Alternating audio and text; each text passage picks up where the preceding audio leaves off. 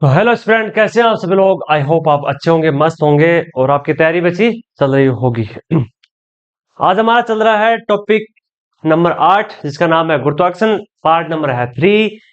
दो तीन चीजें पढ़ा के इंट्रोडक्शन और गुरुत्वीय विभव के बारे गुरुत्वीय त्वरण के बारे में।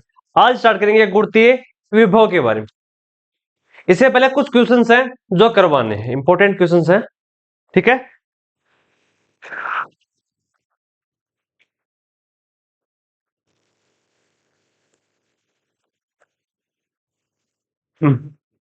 पहला इंपॉर्टेंट क्वेश्चन है, यदि द्रव्यमानों के बीच में द्रव्यमानों का मान स्थिर रख के उनके बीच की दूरी को दोगुना कर दिया जाए तो गुरुत्वाकर्षण पे क्या प्रभाव पड़ेगा। ये क्वेश्चन 2-3 बार इसका पूछा गया है। अगर अभी नहीं, 2000 से पहले यानी 2000 से पहले। ये होता है कि F बराबर होता है G m1 m2 upon square. ये कह रहा है कि त्वरण का द्रव्यमान का मान तो समान है। मान किसका चेंज हो रहा है? मान केवल चेंज हो रहा है दूरी का। अगर दूरी का मान चेंज होता तो आपको पता है कि दूरी किसके व्युत्क्रमानुपाती होती है? गुरुत्वाकर्षण के। एफ समानुपाती होता है 1/r² के। या तो 1/r² बोलते हो या फिर व्युत्क्रमानुपाती बोल सकते हो, ठीक है। तो हमें पता है कि एफ हाँ, एफ समानुपाती 1/r²। अगर इसको एक डबल टर्म में लिखना चाहो तो क्या लिख सकते हो? देखो, इसको लिख सकते हैं F1/F2 बराबर में लिख सकते हैं R2/R1 का होल स्क्वायर। ये इसका दूसरा टर्म है उसका। हमें कह रहा है कि द्रव्यमान समान है, एक एक केजी का होंगे, दो दो केजी का होंगे, इससे कोई मतलब नहीं। हमें कह रहा है केवल दूरी, दूरी को डबल कर रहा है वो। तो F बराबर लिख सकते हैं 1/R की जगह वह 2R कर रहा है, इसलिए 2R। F हो जाएगा 1/4 स्क्वायर, ठीक है। 1/4 आर स्क्वायर का मतलब हो सकता है कि F पहले था उसका कितना गुना हो जाएगा? उसका 1/4। यानी मान सकते हो कि पहले गुरुत्वाकर्षण 100 था, 100 न्यूटन मीटर स्क्वायर था, लेकिन अब हो जाएगा 25 न्यूटन मीटर स्क्वायर। क्यों? क्योंकि पिंडों के बीच की दूरी बढ़ गई। जैसे जैसे पिंडों के बीच की दूरी बढ़ेगी, गुरुत्वाकर्षण का मान घटेगा, ठीक है। कोई दिक्कत? अगले में कह रहा है यदि निर्वात में, लगभग चीजें गुरुत्वाकर्षण का नियम निर्वात में ही लगता है, लेकिन कुछ कंडीशन अलग भी। निर्वात में 1 मीटर दूर स्थित दो एक एक केजी के द्रव्यमानों के भीतर लगने वाला गुरुत्वीय बल कितना? गुरुत्वीय बल बोलो चाहे गुरुत्वाकर्षण बोलो, सीधा नियम है, क्या लगाना है? वही फॉर्मूला रटाया, F बराबर G m1 m2 upon R²। R का मान हमें दे नहीं रखा, G का मान हमें पता, दे रखा, R का मान दे रखा, जी का मान हमें पता है 6.67 गुणा 10⁻⁻11, ठीक है। एम का मान, M1 का मान है 1, M2 का मान है 1, R का मान है 1, तो रख लो मान 1। तो हो जाएगा 6.67 गुणा 10⁻⁻11 इंटू 1 इंटू 1 अपॉन 1। तो ए बराबर 6.67 गुणा 10⁻⁻11। यानी कहने का मतलब ये है कि दो पिंड एक एक केजी पर जी का मान कैसे निकाल सकते हैं? जी का मान निकाल सकते हैं यदि एक एक केजी के दो पिंड 1 मीटर दूरी पर स्थित हैं, तो उनके मध्य लगने वाला गुरुत्वीय बल किसके बराबर होगा? गुरुत्वीय स्थिरांक के बराबर होगा, यानी जी के बराबर, ठीक है। ये इसकी निम्नतम मान है, यानी जी का मान इससे आगे लगाओगे, अगर एम का मान चेंज करोगे या आर का मान चेंज करोगे तो फिर मान चेंज होता जाएगा। लेकिन ये मिनिमम जी का मान है। दो पिंड है, एक एक केजी के हैं, 1 मीटर दूरी पे रखे हुए, तो उनके मध्य लगने वाला। यह क्वेश्चन सबसे ज्यादा इंपॉर्टेंट है। क्या पूछ रहा है कि गुरुत्वीय त्वरण गुरुत्वीय द्रव्यमान समानुपाती होता किसके? तीन चार चीजें पूछिए, गुरुत्वीय क्षेत्र के, गुरुत्वीय बल के, और गुरुत्वीय तीव्रता के, या फिर ओल के। लगभग हम इस क्वेश्चन में क्या करते हैं, हमें पता है कि गुरुत्वीय द्रव्यमान किसके होता है, तो हम सोचते हैं कि मैंने भी ये बताया था कि गुरुत्वीय द्रव्यमान के बराबर होता है गुरुत्वाकर्षण बल। हमेशा गुरुत्वाकर्षण हमेशा किसके बराबर होगा? लिख सकते हो अगर लिखना चाहो तो, हमारा भार, व्यक्ति का भार किसके बराबर होता है? उस पे लगने वाले गुरुत्वाकर्षण बल के बराबर। होता नहीं होता? होता। अब ये पूछ रहा है हमें, बार नहीं पूछ रहा, ये पूछ रहा है गुरुत्वीय द्रव्यमान किसके बराबर होगा। तो गुरुत्वीय द्रव्यमान हमेशा किसी भी पिंड का जो गुरुत्वीय द्रव्यमान होगा वह किसका होगा, उस पिंड के चारों तरफ उसके द्वारा खींचे जाने वाला या आकर्षित की जाने वाली वस्तुओं पर लगने वाला बल गुरुत्वीय बल कहलाता है। ठीक है, होता है हर पिंड का एक गुरुत्वीय, जैसे पृथ्वी का होता है, कितनी दूरी तक होगा या वह कहां से पिंडों को अपनी तरफ आकर्षित करेगा। दूसरा गुरुत्वीय बल, यानी पिंड की तीव्रता बनाए रखने के लिए जो बल लगाया जाता है या जिस बल से पिंड को आकर्षित किया जाता है वह क्या होता है, गुरुत्वीय द्रव्यमान होता है। तीसरी चीज, किसी पिंड की कितनी तीव्रता है, कितने क्षेत्र तक तीव्रता है या कितने बल की तीव्रता है, ये सारे गुरुत्वीय द्रव्यमान में आते हैं या उसके समानुपाती होते हैं। इसलिए यहाँ पे ऑप्शन आएगा ऑल। इंपॉर्टेंट क्वेश्चन है, नोट डाउन कर सकते हो। ठीक है। अगली चीज देखो, अगली चीज है कि पृथ्वी पर वायुमंडल होने का एक इंपॉर्टेंट कारण कि पृथ्वी पर वायुमंडल है लेकिन चंद्रमा पे वायुमंडल नहीं है। इसका एक इंपॉर्टेंट वजह है पृथ्वी पे पाए जाने वाला गुरुत्वाकर्षण या गुरुत्वीय बल। इसका एक मैच, पहला ऑप्शन है गुरुत्वीय बल, दूसरा पृथ्वी और वायुमंडल के बीच O2 प्रेजेंट होती है, तीसरी 1O2 दोनों, और लास्ट का नो अदर। देखो कहने का मतलब हो सकता है कि पृथ्वी और वायुमंडल के बीच में ऑक्सीजन पाई जाती है, पर कोई जरूरी नहीं कि वायुमंडल ऑक्सीजन से बनता है, नहीं, उसमें नाइट्रोजन भी होती है, उसमें CO2 भी होती है, उसमें जलवाष्प भी होती है, उसमें बहुत सारी गैसें होती है, उसमें कार्बन डाइऑक्साइड भी होती है, बहुत सारी गैसें होती हैं, अलग अलग गैसें होती है, कुछ कम मात्रा में होती है, कुछ अधिक मात्रा में होती है। लेकिन ये कि इसका एक मेन कारण नहीं है, ऐसी तो हर जगह वायुमंडल हो सकता है, किसी भी ग्रह पर वायुमंडल हो सकता है, लेकिन चंद्रमा पे वायुमंडल नहीं है। लेकिन बहुत सारे ऐसे ग्रह हैं जहां पे थोड़ा बहुत वायुमंडल उपस्थित है, तो वहां पे क्यों है और अन्य ग्रहों पे क्यों नहीं है, पृथ्वी के अलावा अन्य ग्रहों पे वायुमंडल क्यों नहीं है, क्योंकि पृथ्वी पे लगने वाला गुरुत्वाकर्षण बल ज्यादा है या उसका गुरुत्वीय क्षेत्र ज्यादा है। ठीक है, हमें पता है कि पृथ्वी से जब किसी पिंड का पलायन वेग होता है, पलायन वेग मैंने बताया था कि किसी पिंड को कितना वेग दिया जाए कि वह पिंड पृथ्वी के वायुमंडल को पार करके अन्य किसी जगह चला जाए, वापिस लौट के वह पृथ्वी पे ना आए। यानी पिंड को स्थिर ऊर्जा थी, हम उसको इतनी गतिज ऊर्जा दें कि वह ऊपर जाता जाए पृथ्वी के गुरुत्वाकर्षण के कारण वापस नीचे ना आए। हर सैटेलाइट या फिर और किसी उपग्रह को होते आदि को एक इतना बल दिया जाता है कि वह पृथ्वी का वायुमंडल पार करके अन्य ग्रह पे जा सके। इसके लिए होता है 11.2 किलोमीटर प्रति घंटा। चंद्रमा के लिए कितना होता है, चंद्रमा के लिए होगा ये शायद 2.5 किलोमीटर प्रति घंटा। ठीक है, तो हमेशा गुरुत्व के कारण वायुमंडल उपस्थित होता है।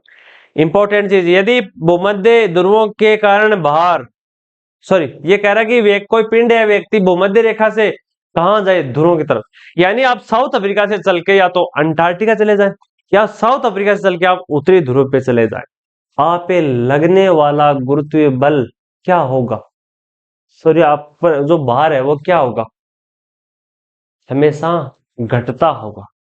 आपको याद रखनी है, सेंटर पे है तो ज्यादा है, सेंटर से जैसे जैसे चलते जाएंगे तो भार घटता जाएगा। किसके कारण, गुरुत्वाकर्षण बल घट रहा। जब तक गुरुत्वाकर्षण बल घट रहा है तब तक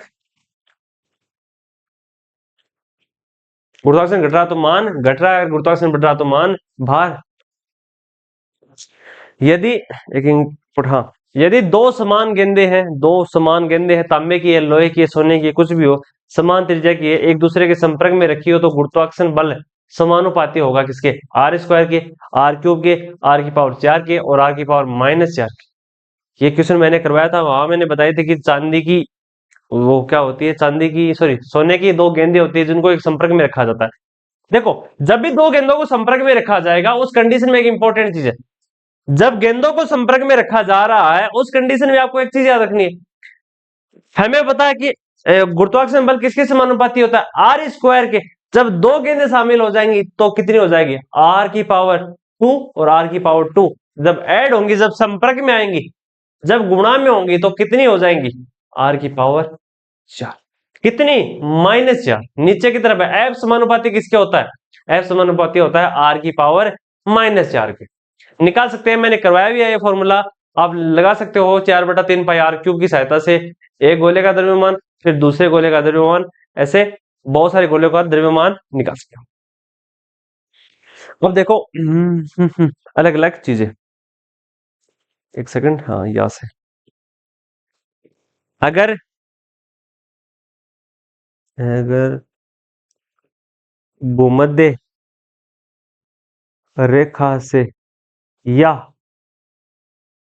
पृथ्वी से ऊपर की ओर जाए, ऊपर की ओर गलत हो गया, ऊपर की ओर जाएं तो जी के मान में परिवर्तन, जी के मान में परिवर्तन कितना होगा? देखो, पहला हमें पता है कि W बराबर होता है mg, ये व्यक्ति पे भार लगता है, ये भी गुरुत्वाकर्षण, W किसके बराबर होता है? W होता है गुरुत्वाकर्षण के बराबर, मान सकते हैं। दूसरा होता है F समानुपाती जी m1 m2, या फिर इसको स्मॉल m मान लो और इसको बिग M मान लो, इसको भी छोटा सा मान लो, अपॉन r²। समीकरण 1 और समीकरण 2 LHS बराबर RHS मानेंगे तो mg, इसका g छोटा m बड़ा M अपॉन r²। एक चीज देखो, W को F के बराबर क्यों माना? आपका जो किसी तुल्यांक पर आप खड़े होंगे वहां पे जो आपका भार आएगा वह आपके कारण नहीं आ रहा, आप पे पृथ्वी, आप पे नीचे की तरफ कितना बल लगा रही है, आप तो वापिस ऊपर की तरफ बल लगा रहे, आपने तो पृथ्वी पे बल लगाया नीचे की ऊपर की तरफ, पृथ्वी आप पे नीचे की तरफ लगा रही है और आप पृथ्वी पर ऊपर की तरफ, यानी बल समान है और दिशा केवल इतना अंतर। तो हमने रख लिया mg बराबर किसका है, जी कैपिटल M और स्मॉल m बट्टे r²। एक m से स्मॉल m कैंसिल आउट, तो g का मान क्या आया? g का मान आया जी m अपॉन r²। सबसे इंपॉर्टेंट फॉर्मूला है, बार बार ये मान पूछा जाए। गुरुत्वाकर्षण में जितना मान इस फॉर्मूले का, जितना यूज इस फॉर्मूले का है और किसी का यूज नहीं होगा। यदि हम कह दें ये आर, क्या ये आर, इस आर को हम चेंज कर लेते हैं, मानो कि इस आर को हम कह दिया कि ये पृथ्वी के लिए आर है, तो G M, mass of earth इसको बोलते हैं एम ई को, मास ऑफ अर्थ, ठीक है। और मैं यहां लिखूंगा आर ई, रेडियस ऑफ, ठीक है, दो अपॉन आर ई स्क्वायर। आपको पता है कि पृथ्वी की टोटल त्रिज्या कितनी है, पृथ्वी का टोटल व्यास कितना है? तो पृथ्वी का टोटल व्यास है 6400 किलोमीटर। पृथ्वी का व्यास, व्यास कितना है पृथ्वी का? 6400 किलोमीटर। तो त्रिज्या कितनी होगी? हमें पता है कि डी बराबर होता है आर बाई, डी बराबर 2r, तो डी कितना है? डी 6400 मीटर है बट्टा 2r, तो आर कितनी हो जाएगी? आर है 3200 मीटर, यानी पृथ्वी के 3200 किलोमीटर।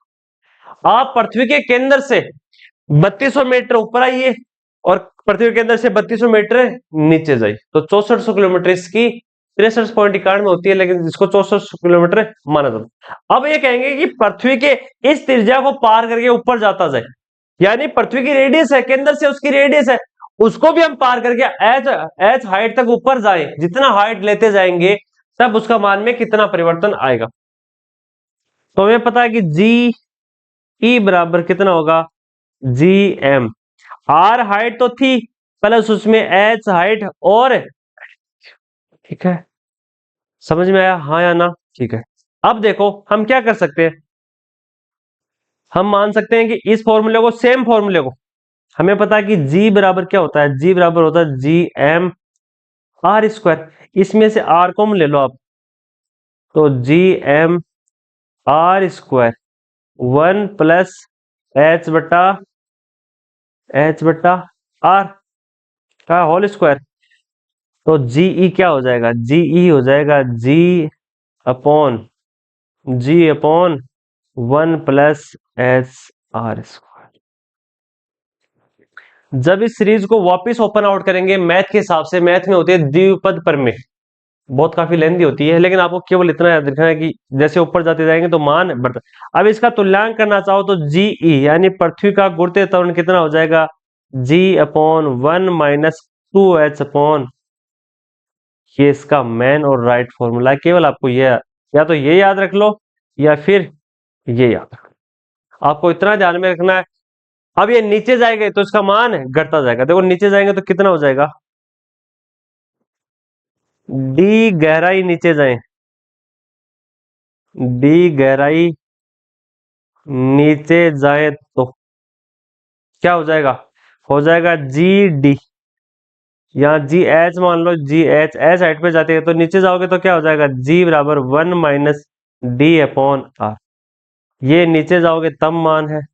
तीसरा, सीधा आपको मान याद रखना है, आपका इसका कैलकुलेशन करोगे तो काफी लेंदी हो जाएगा। अगर पृथ्वी घूर्णन करे, यदि पृथ्वी की घूर्णन गति के साथ जी में लेमडा परिवर्तन आए, यानी अगर पृथ्वी घूम रही है तो गुरुत्वाकर्षण में कितना परिवर्तन आएगा, इसका मेन चीज है। तो जी लेमडा कितना हो जाएगा, G - R⍵² cos square lambda. पहली चीज है, ठीक है। ये पृथ्वी के घूर्णन के कारण गति है, सीधा आपको मान याद रखना। ध्रुव पे कितना हो जाएगा, तो ध्रुव पे हो जाएगा कोस थीटा। कोस 90 का मान कितना होता है, 1। तो हो जाएगा जीपी यानी गुरुत्वाकर्षण गुरुत्वीय बल ऑन पोल, तो हो जाएगा G - R⍵² कोस स्क्वायर का मान कितना होता है, कोस स्क्वायर का मान होता था 1। कोस 90 का मान होता है, कोस 90 का मान कैसे हो गया, कोस 90 का मान तो 0 होता है, ठीक है। तो ये सारा मान क्या हो जाएगा, ये सारा मान हो जाएगा 0। इसलिए ध्रुवों पे गुरुत्वीय त्वरण का मान क्या हो जाएगा, ज्यादा महत्तम होगा। और विषुवत रेखा पे, इक्वेटर पे,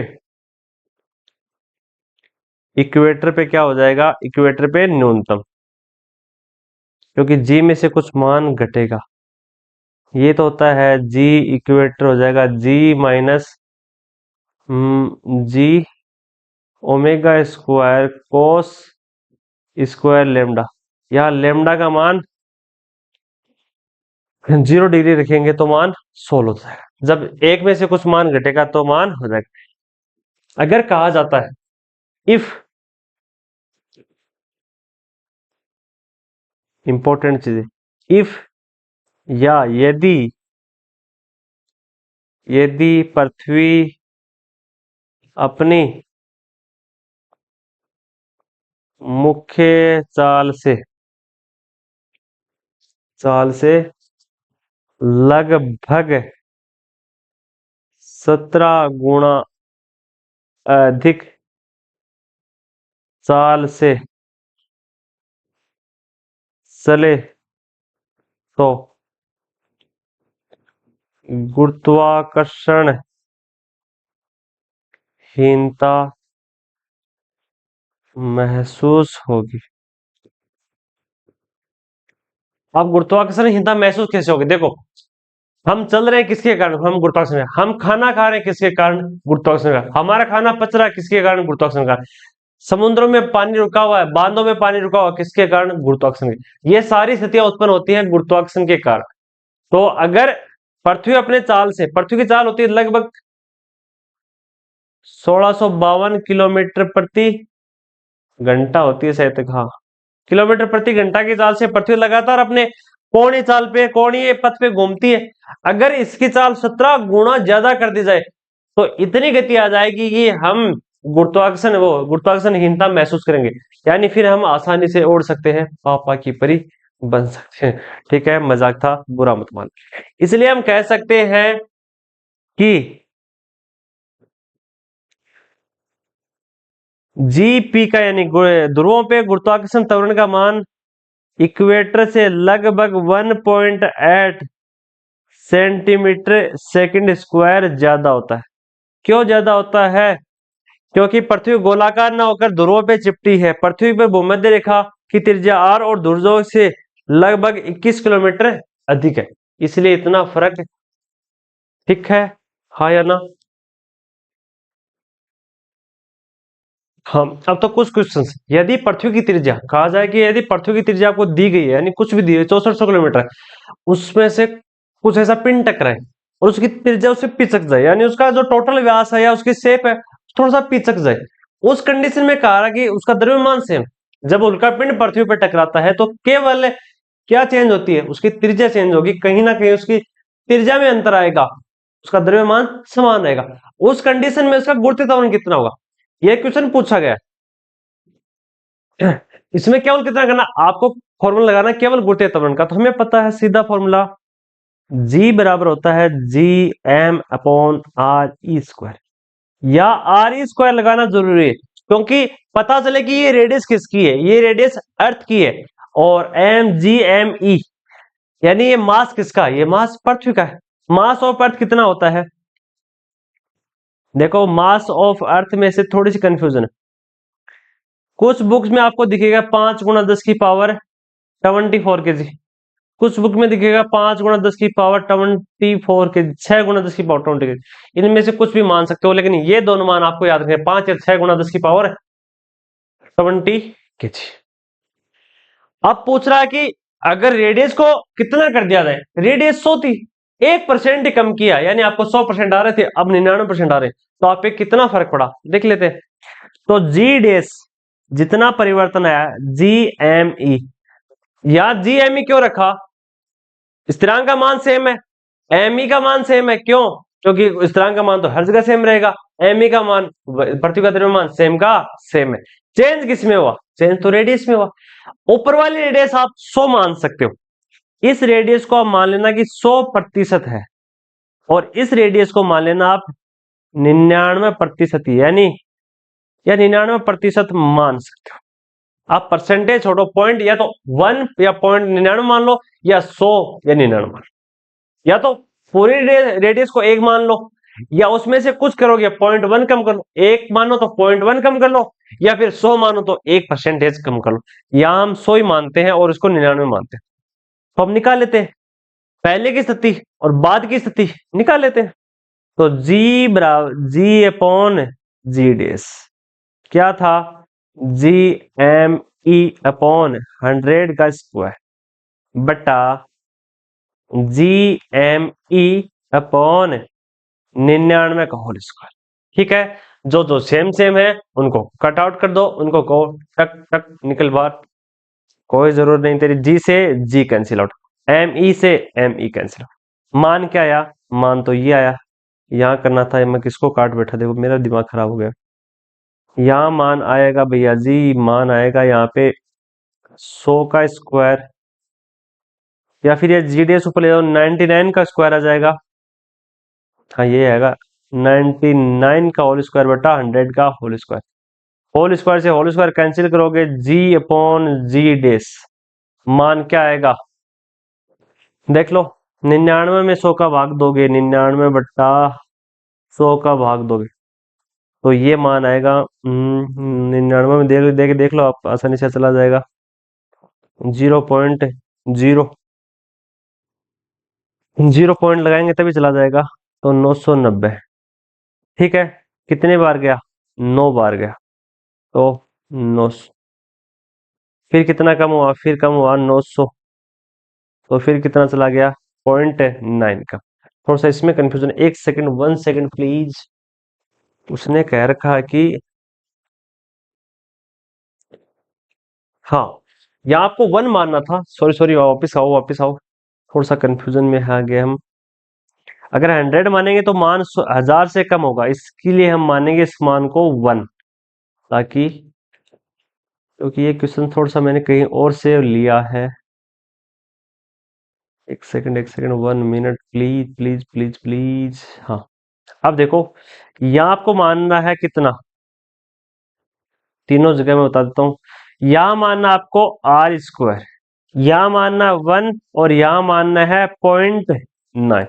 तो जब इसको सोल्व आउट करोगे तो मान हो जाएगा जी डेस अपॉन जी, ये करोगे तो मान सही आएगा 1/0.99। जब इसको सोल्व करोगे तो मान कितना आएगा जी डैश का मान आएगा 1.02। तो जब पृथ्वी की रेडियस 1% सिकुड़ेगी तो गुरुत्वीय त्वरण का मान कितना फर्क आएगा? 2% का। 0.2 है तो 2% का अंतर है। सीधा याद रखना, ये क्वेश्चन आ सकता है, इंपॉर्टेंट क्वेश्चन है इसलिए आ सकता है।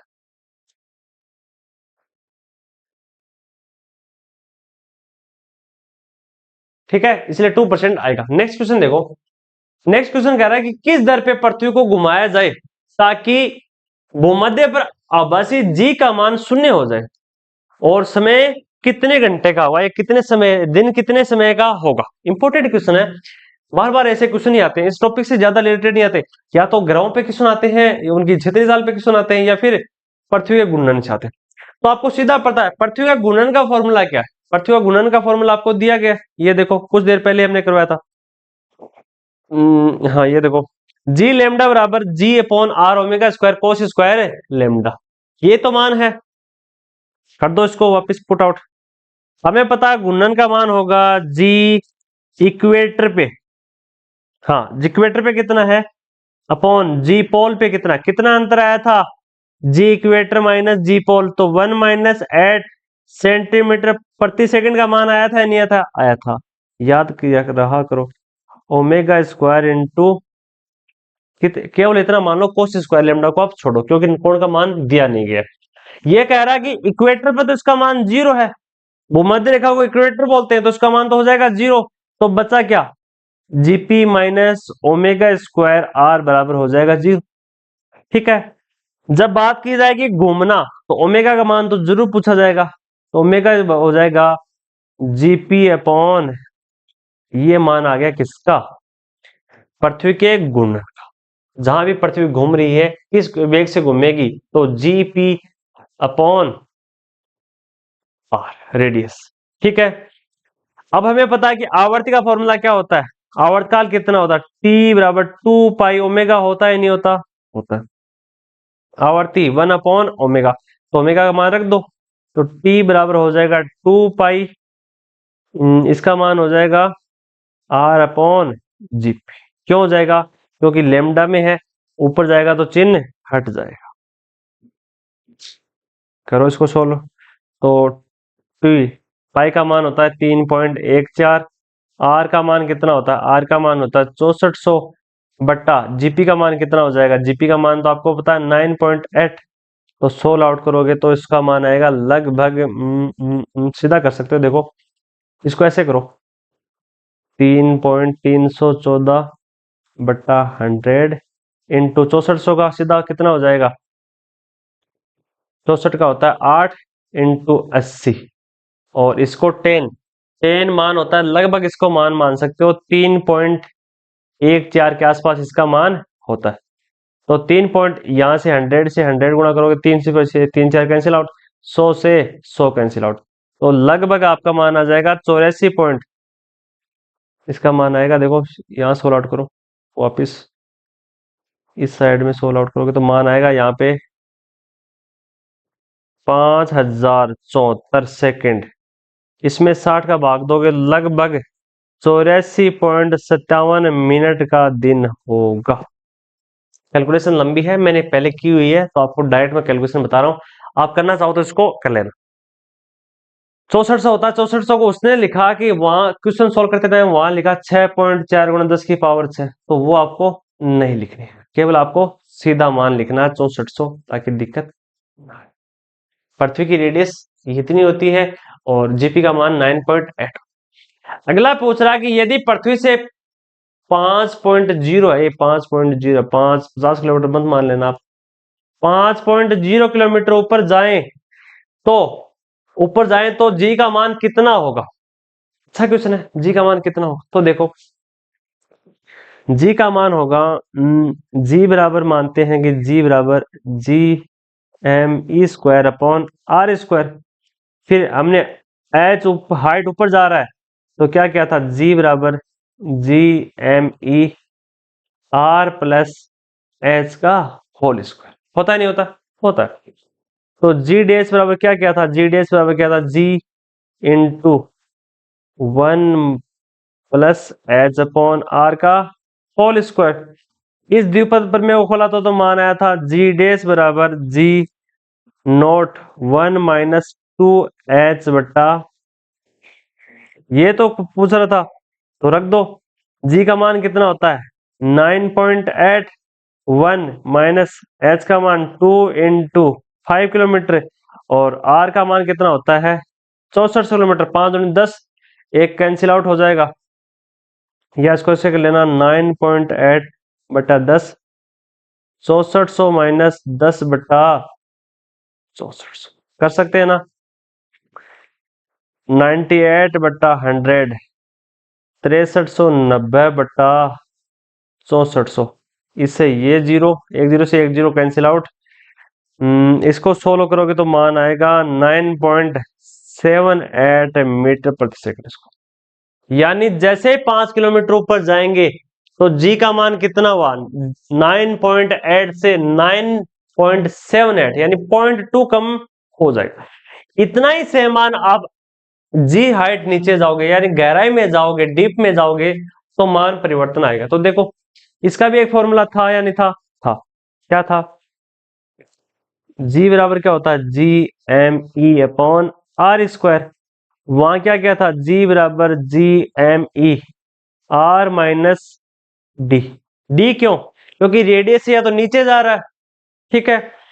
तो वहां मान क्या आया था, वहां सीधा मान बताया था जी बराबर जी नोट 1 - h बट्टा, केवल यही मान आया था सीधा। इसमें मान रखोगे तो मान आ जाएगा जी बराबर 9.8, 1 - 5/6400। सोल्व करोगे तो लगभग सेम का सेम, वही का वही मान इसमें आएगा। कर सकते हो तो मान होगा 9.78 मीटर अपॉन सेकंड स्क्वायर। यानी पृथ्वी के एक्स से या तो आप 5 किलोमीटर ऊपर चले जाओ या 5 किलोमीटर नीचे आ जाओ, मान परिवर्तित होगा। ठीक है, अब करें आगे। ये सारी चीजें हो गई, सारी चीजें मैंने बता दिया कि ऊपर जाएंगे तो मान घटेगा, नीचे जाएंगे तो भी मान घटेगा। अब आगे देखते हैं, वापस आते हैं गुरुत्वीय क्षेत्र यानी कुछ इंपॉर्टेंट हेडिंग के साथ वापस स्टार्ट करते हैं। पहली हेडिंग है गुरुत्वीय क्षेत्र, पढ़ाया हुआ है वापस देख देना। यानी किसी वस्तु के चारों ओर का वह क्षेत्र जहां वह स्थित प्रत्येक वस्तु पे आकर्षण बल अनुभव करती है। यानी किसी वस्तु के चारों ओर का वह क्षेत्र जिसके कारण वह गुरुत्वाकर्षण बल महसूस करती है और करवाती भी है। करवाती कैसे है? जैसे पृथ्वी के चारों जो गुरुत्वीय क्षेत्र है उसके कारण ही पिंड उसके पास आएंगे। चुंबक है, चुंबकीय गुरुत्वीय क्षेत्र के कारण ही वह गुरुत्वाकर्षण बल अनुभव कराएगी, अनुभव कराएगी और करेगी भी। करेगी क्यों? क्योंकि जितना गुरुत्वाकर्षण बल उसने लगाया है सेम का सेम गुरुत्वाकर्षण बल उस पर लगे, केवल दिशा विपरीत। देखो ये एक चाबी, मान सकते हैं एक चाबी, एक चुंबक है, ठीक है, ये एक दूसरी चुंबक है।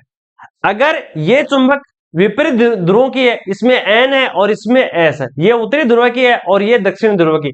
चुंबक में जब विपरीत ध्रुव होंगे, देखो चुंबक ऐसी होती है, एक चुंबक ऐसी होती है, यहाँ ऊपर की तरफ नॉर्थ होता है, यहाँ साउथ होता है। सेम चीजें 12th में यही चीजें पढ़ाएंगे जो आपको ये पढ़ा रहा हूं था, यही चीजें सेम आपको 12th के फर्स्ट टॉपिक में पढ़ाऊंगा, और यही सेम चीजें आपको पढ़ाई जाएंगी इसमें 12th के 4th चैप्टर में, जहां चुंबक तो पढ़ाया जाएगा और फर्स्ट टॉपिक है जहां स्थिर विद्युत तो पढ़ाया जाएगा। सेम दोनों यही की यही चीजें। पहले में आएगा विद्युत क्षेत्र। विद्युत क्षेत्र भी यह होता है कि एक बिंदु से निकल के दूसरे बिंदु पे जाता है। चुंबकीय क्षेत्र भी क्या होता है, हमेशा चुंबकीय रेखाएं उत्तरी ध्रुव से निकल के हमेशा दक्षिणी ध्रुव पे जाती हैं, दोनों दोनों तरफ जाती है ऐसे।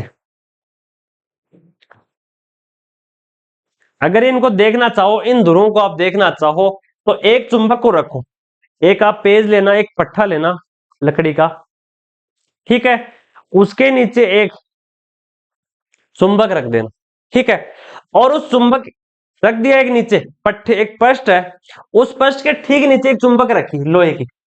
अगर आपको चुंबकत्व के बारे में जानना है तो रखो एक पेज या पृष्ठ या एक लकड़ी का पट्टा पतला सा, उसके नीचे चुंबक रखो, और इस पृष्ठ के पूरे के ऊपर आपको छिड़कने हैं लोहे के दाने, या फिर लोहे का बुरादा छिड़क दो, या फिर आप निकल का बुरादा या फिर कोबाल्ट का बुरादा वो उस पे डालना है। माना कि ये ऐसा बुरादा, ये बुरादा छिड़का हुआ मियाँ मियाँ एकदम बिल्कुल ये ठोस नहीं है, बिल्कुल ये चूरन टाइप में,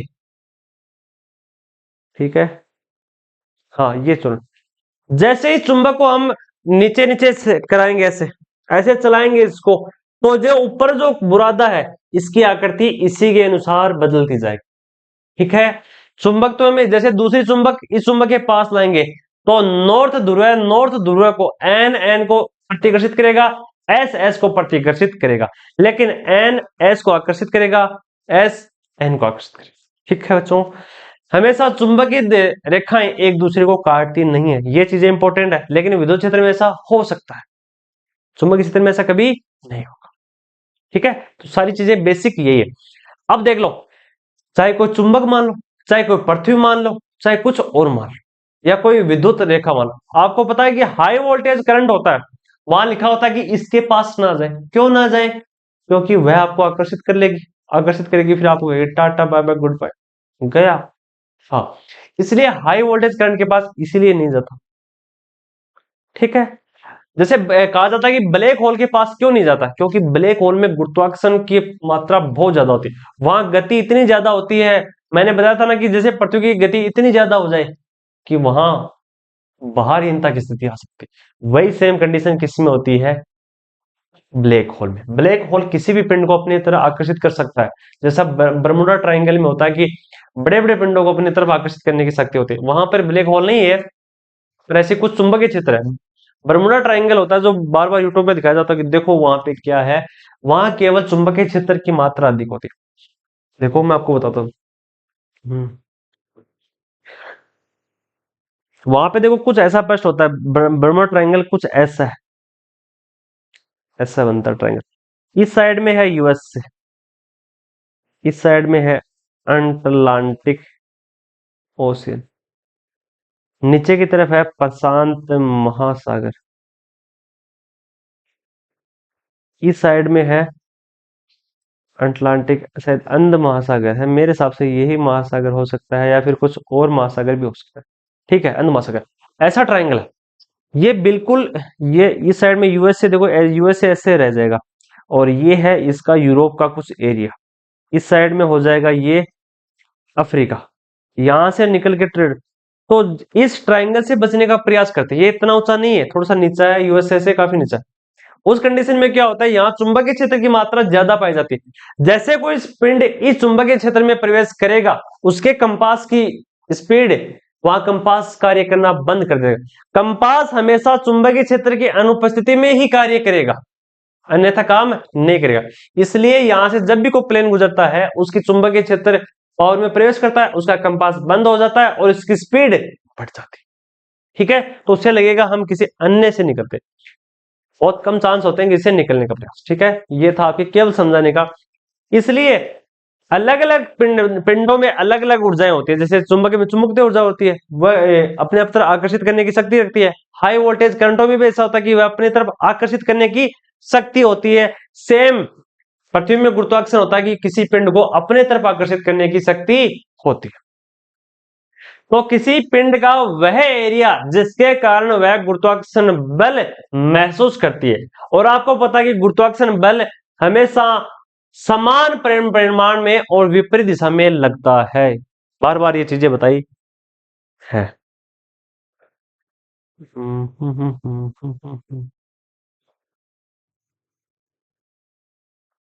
ठीक है,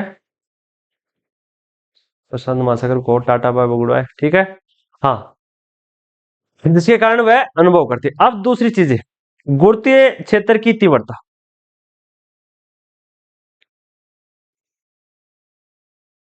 गुरुत्वीय क्षेत्र की तीव्रता, आपको तीव्रता से केवल इतना ध्यान में रखना है कि तीव्रता को ई से लिखते हैं, कुछ जगह आई से भी लिखते हैं, केवल आपको आई से कोई मतलब नहीं, आपको रखना है कि तीव्रता किसके बराबर होती है, पिंड पे लगने वाले बल और द्रव्यमान के अनुपात को क्या करते हैं, तीव्रता। यानी गुरुत्वीय क्षेत्र में किसी बिंदु पर स्थित एकांक द्रव्यमान पे लगने वाला बल क्या कहलाता है, या बल या उस पिंड पे किया गया कार्य देखो वहां पे देखो, किसी गुरुत्वीय क्षेत्र में स्थित एकांक, यानी एकांक का मतलब एक केजी का पिंड है। एकांक क्यों, कितने मानो, एक एकांक द्रव्यमान के पिंड पे लगने वाला या जितना गुरुत्वाकर्षण बल उस पर लगता है, उस बिंदु को क्या क्या कहते हैं, उसकी बिंदु की तीव्रता, या इसको गुरुत्वीय बल क्षेत्र भी कहते हैं। गुरुत्वीय बल क्षेत्र भी कहते, या तो इसको तीव्रता बोल दो या इसको क्षेत्र बोल दो। ये एक वेक्टर राशि है, आपको सदिश राशि होनी चाहिए। इसकी एक दिशा होती है और इसकी विमा होती है L t - 2, इसकी विमा होती है। दूसरी चीज, पृथ्वी के गुरुत्वीय क्षेत्र की तीव्रता, पृथ्वी के गुरुत्वीय क्षेत्र की तीव्रता, क्या ये मान मैंने पहले भी लिखाया है, E बराबर G m E/r। इसको क्या मान थोड़ी देर पहले भी लिखाया था, बिल्कुल लिखाया था। छोटा g बराबर क्या होता है, G बराबर G m E/r। इसको अब एक चीज है, गुरुत्वीय विभव क्या होता है। अब यहाँ गुरुत्वीय विभव है, सेवंथ में जाकर विद्युत विभव हो जाएगा। एक कॉन्सेप्ट याद रखना है, जब किसी एकांक द्रव्यमान की कोई वस्तु है, माना कि एकांक द्रव्यमान की कोई वस्तु अनंत दूरी पर रखी हुई, उस टाइम उसका विभव होगा 0।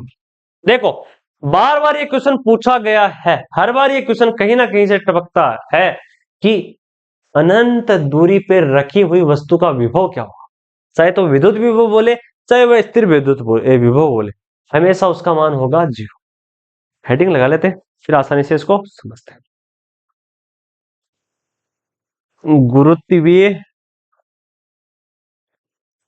विभव इंपॉर्टेंट चीजें हैं और मस्त चीजें, ठीक है। हाँ, एकांक द्रव्यमान की कोई वस्तु है, आपके क्षेत्र से अनंत दूरी पे रखी हुई है, उस टाइम उस पर लगने वाला गुरुत्वीय बल कितना होता है, वो होता है 0। या उस पर लगने वाला विभव क्या होता है, या उस पर किया गया कार्य कितना। जब तक हमने उस वस्तु को टच ही नहीं किया तो उसका विभव क्या था, क्या होगा, 0 होगा। उसका कार्य कितना होगा, 0। अब हमने सोचा कि नहीं नहीं नहीं, इस वस्तु को पास लाया जाए, या पृथ्वी सोचती है कि उस वस्तु को अपने गुरुत्वीय क्षेत्र में लाया जाए, तो उस टाइम किया गया कार्य कितना होगा। देखो जब अनंत में थी तो कम कितना था, 0। जैसे जैसे अपने क्षेत्र में आती जाएगी हमेशा उसका मान सदैव ऋणात्मक होता जाएगा। आपके दिमाग में गुरुत्वीय विभव आए तो 0 थी, अब हमारे पास है तो माइनस, मतलब पहले किसी और के पास थी तब हमें कोई वैल्यू नहीं दिखती, जैसे हमारे पास आई हमें घाटा हुआ, उसका मान नेगेटिव हुआ। याद रहेगा कि एकांक द्रव्यमान की वस्तु को अनंत से गुरुत्वीय क्षेत्र में लाने के लिए किया गया कार्य क्या कहलाता है, गुरुत्वीय विभव कहलाता है। और इसका मान सदैव ऋणात्मक होता है। पहले परिभाषा लिखते हैं फिर इसका मान देखते हैं। एकांक मास की वस्तु को अनंत से गुरुत्वीय क्षेत्र में किसी बिंदु ओ ओ तक, बिंदु तक या में तक लाने में जितना कार्य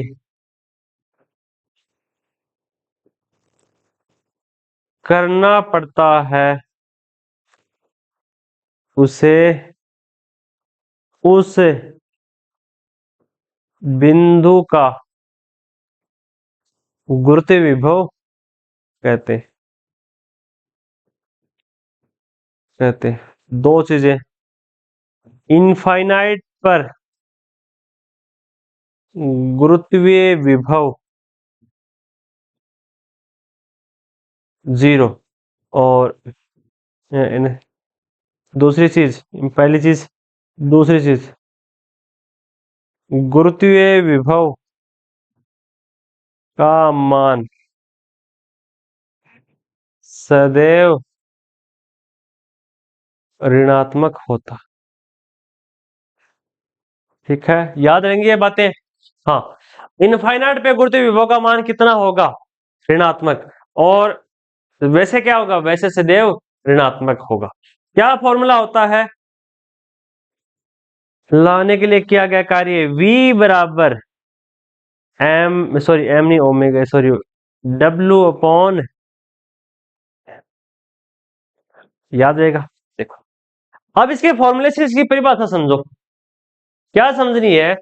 नीचे एम है, तो एकांक द्रव्यमान के एक पिंड को किसी अनंत दूरी से अपने गुरुत्वीय क्षेत्र में लाने के लिए किया गया कार्य W क्या कहलाता है? विभव कहलाता है। एकांक द्रव्यमान के किसी पिंड को लाने के लिए जितना कार्य आपको करना पड़ गया वो कार्य विभव कहलाता है। यानी आपको स्टोर से 1 kg चावल लाने, तो आपको 1 kg चावल लाने के लिए माना आपको 20 न्यूटन का कार्य करना पड़ा, 20 न्यूटन का, 20 जूल का कार्य करना पड़ा, तो वह क्या कहलाता है? वह आपका कहलाता है क्या? गुरुत्वीय विभव। इसकी विमा क्या होती है? विमा भी देख सकते हो, विमा भी सेम होती है, जूल अपॉन। ये तो होता है। कार्य की विमा क्या होती है? कार्य की विमा जूल होती है। और वैसे इसकी विमा लिखना चाहो तो L2 माइनस, शायद ये होती है, हाँ, जूल अपॉन L2 और T-2 कैसे आएगी देखने चाहो तो देख सकते हो। V बराबर होता है F into S upon M, इसकी होती है न्यूटन, न्यूटन एस की, newton into metre upon KG. तो देख लो M1 L1T-2 इंटू L1 बट्टा M1, M1 ऊपर जाएगा तो क्या हो जाएगा? M0, तो L2T-2, ये इसकी विमा हो सकती है। 11th में जो बच्चे हैं वो विमा पर ध्यान अवश्य दें। अब आपको ध्यान में रखना कि पृथ्वी तल पे गुरुत्वीय विभव कितना होता है, ठीक है। अब देखो ध्यान में रखना, आपको विभव से दिक्कत है तो आपको इतना रखना, पृथ्वी ने कितना बल लगाया या पृथ्वी के किसी वस्तु को खींचने का क्या फॉर्मूला होता है? तो सीधा एक फॉर्मूला होता है, G बराबर G M upon R square, वही इसको विभव कह देंगे। अगर आपको G छोटा g बराबर होता है G M upon R square, तो वही मान किसका होगा? वही मान पृथ्वी के गुरुत्वीय विभव का होगा। केवल उसमें माइनस का चिन्ह लगा दो, बस काम खत्म। अब इसको बात करेंगे कि एक गोले के बाहर कितना गुरुत्वीय क्षेत्र है उसकी एक सेकंड,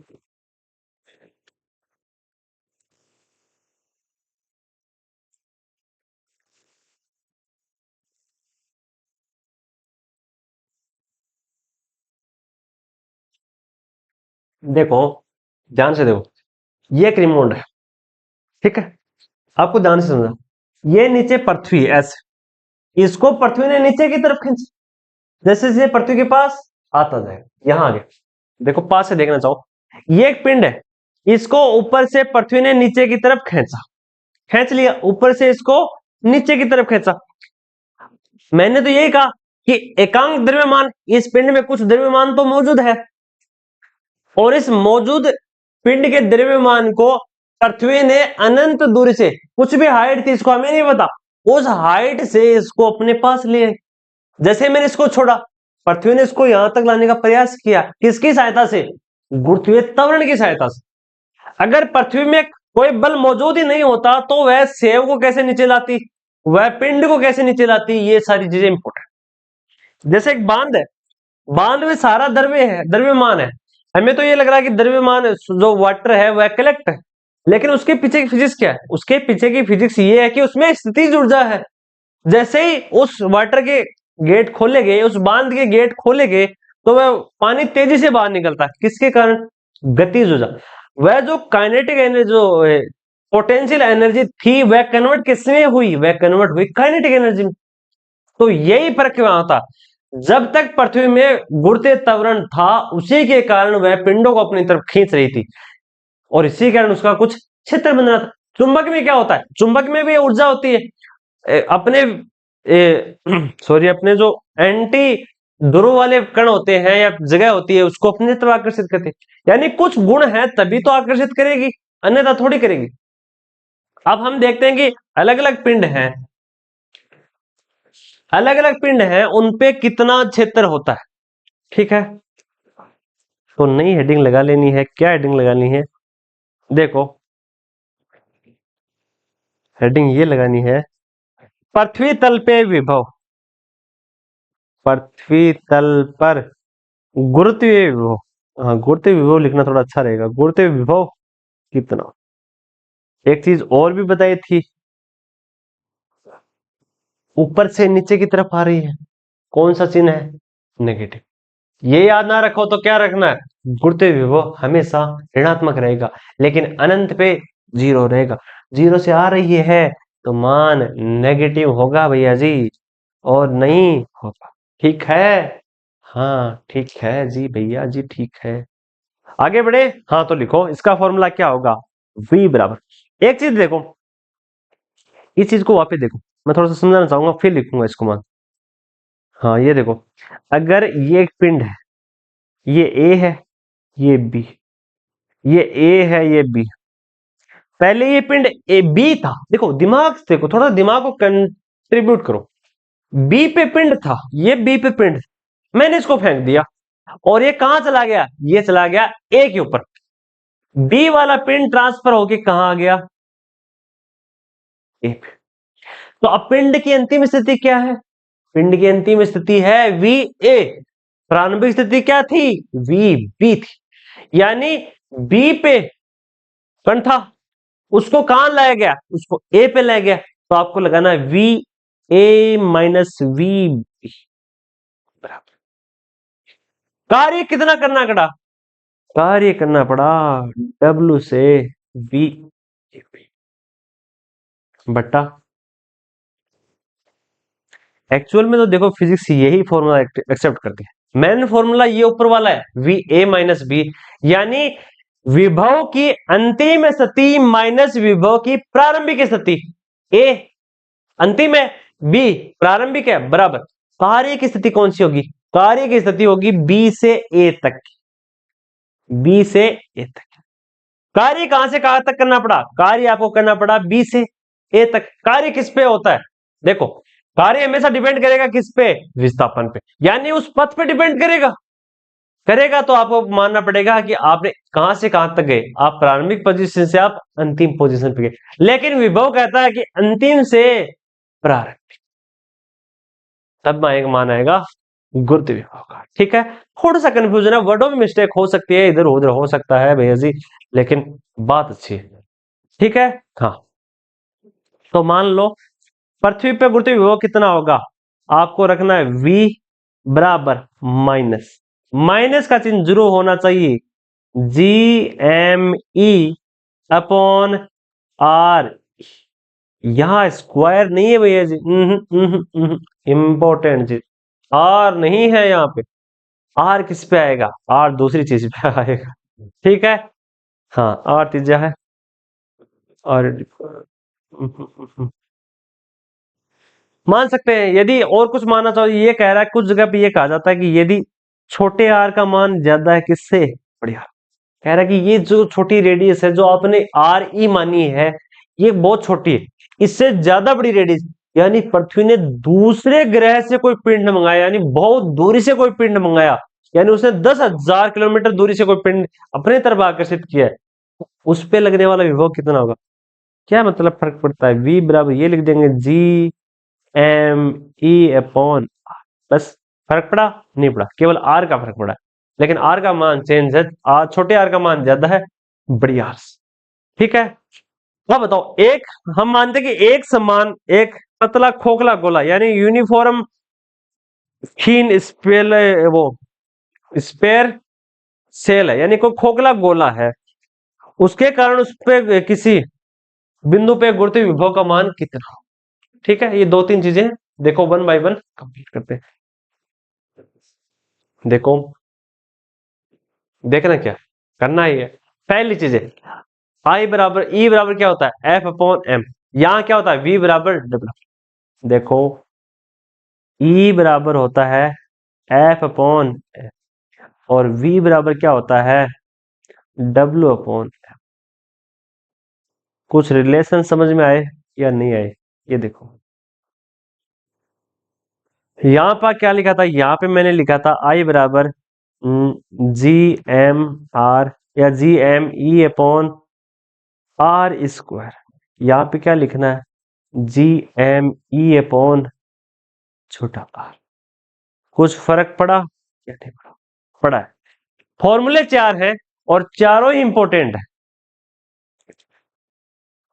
ये भी इंपॉर्टेंट है, नीचे वाला भी इंपॉर्टेंट है, और ऊपर वाले में क्या कह रहा था, ऊपर वाले में कह रहा कि तीव्रता क्या होती है, एकांक द्रव्यमान को लाने के लिए लगाया गया बल। और क्षेत्र क्या होगा, क्षेत्र होगा या विभव होगा V बराबर एकांक द्रव्यमान को लाने के लिए किया गया कार्य, लाने के लिए लगाया गया बल और लाने के लिए किया गया कार्य अंतर होता है। या फिर होता है E बराबर GM/R², और वहां क्या होता है, विभव में केवल R होता है। यही फर्क होता है। हम मानेंगे, हम एक खोखला गोला लेंगे, उस खोखले गोले के हम पृथ्वी को तो नहीं मान सकते कि पृथ्वी कितना असर डालती होगी किसी और ग्रह पे, इसलिए हम एक पृथ्वी के जैसा एक गोला ही लेके देख लेते हैं कि उसके कारण एक पिंड पे कितना बल लगता है। ठीक है, देखो।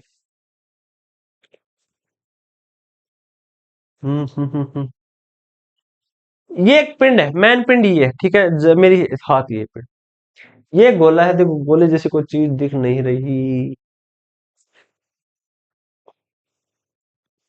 देखो, आपको क्या मानना है, आपको मानिए ये बोतल, ये बोतल है एक पृथ्वी, ये एक दूसरा पिंड।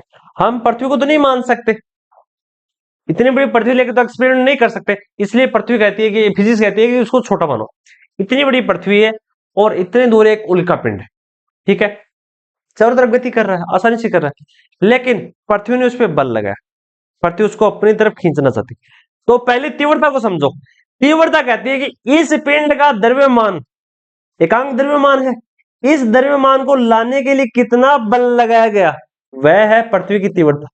यानी मैं कितने बल से उसको अपनी तरफ अडॉप्ट कर रहा हूं या खींच रहा हूं, या चुंबक किसी पिंड को कितने तीव्रता से या कितने बल से, तीव्रता आती है बल से, और विभव कहता है कि मैंने इस m द्रव्यमान वाले पिंड को यहां तक लाने के लिए क्या इतना कार्य करना पड़ा, वह कहलाता है।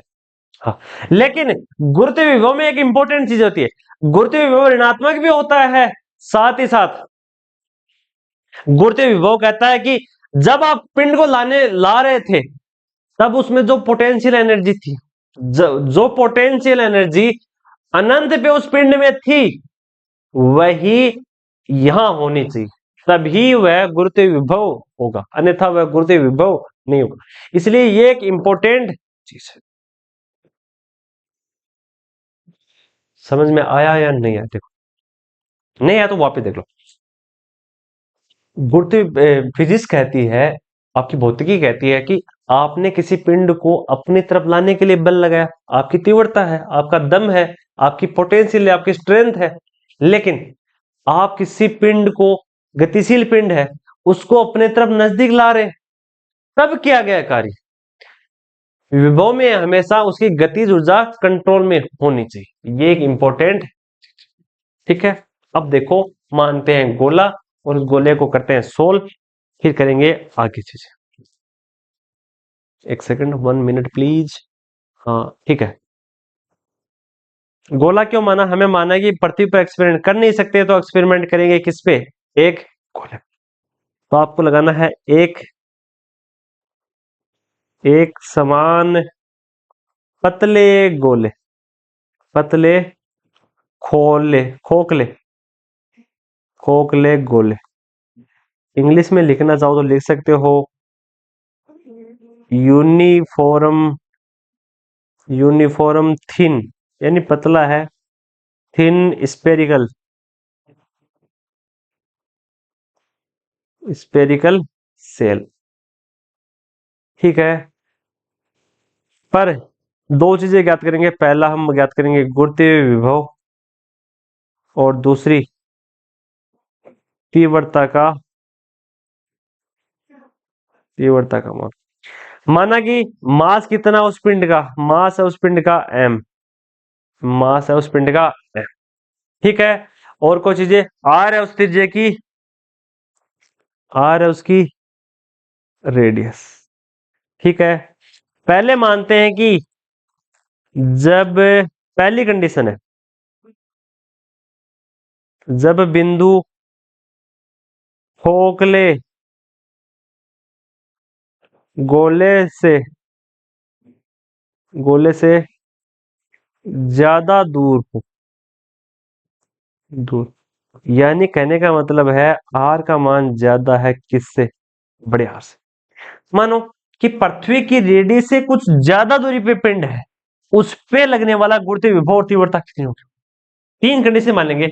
एक तो पृथ्वी की रेडियस से भी ज्यादा दूरी वाला पिंड, एक पृथ्वी की रेडियस पे है ठीक जैसे हम है, हमारे पे लगने वाला गुरुत्वीय विभव और तीव्रता कितनी है। तीसरी चीज है जब वह इसके अंदर। पृथ्वी पे तीन कंडीशन होती है, या तो पृथ्वी के बाहर है कोई पिंड अंतरिक्ष में, या पृथ्वी की सतह पे है, या पृथ्वी के आंतरिक कोर में, ठीक है, या उसकी ऊपर पट्टी में। तो पहली पिंड अगर वह दूर है तब v का मान होगा -gm/r, और तीव्रता का मान होगा कितना, gm/r²। पहली चीज, ठीक है। अब बात करेंगे वह खोखले गोले की सतह पे, इसमें कोई दिक्कत नहीं, g का मान सेम है gm/r, और यहाँ i का gm/r², यहाँ e भी लिख सकते हो, कोई दिक्कत नहीं, दोनों मान साथ साथ समझोगे तो आसानी। अब कह रहा है कि वह बिंदु खोखले गोले के